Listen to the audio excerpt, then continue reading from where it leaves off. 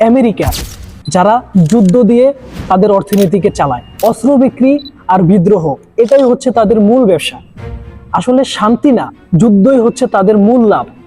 American dollar, এর তো নিজস্ব কোনো মূল্যই নেই, মানে কাগজের একটা টুকরা, যা তারা যখন মন চায়, যেমনি মন চায় তেমনি ছাপায়। আপনি জানলে অবাক হবেন যে 2020 থেকে 2021 20% নতুন ডলার তারা প্রিন্ট করছে, সেটা হচ্ছে 3.3 ট্রিলিয়ন ডলার। কিন্তু অপরদিকে স্বর্ণ, গ্যাস, তেল এগুলো কিন্তু প্রিন্ট করা যায় না।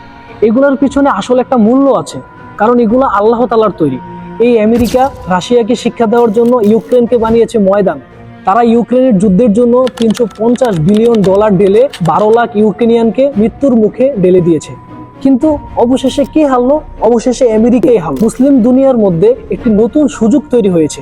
এখন শুধু সময়ের ব্যাপার বিশ্বব্যাপী নেতৃত্বের পরিবর্তন হওয়া। এখন এই ভাঙনের মাঝেই মুসলিমদের ঘুরে দাঁড়াতে হবে ইনশাআল্লাহ। তালিম, ঐক্য এবং আত্মনির্ভরতা হচ্ছে মুসলিমদের মূল শক্তি।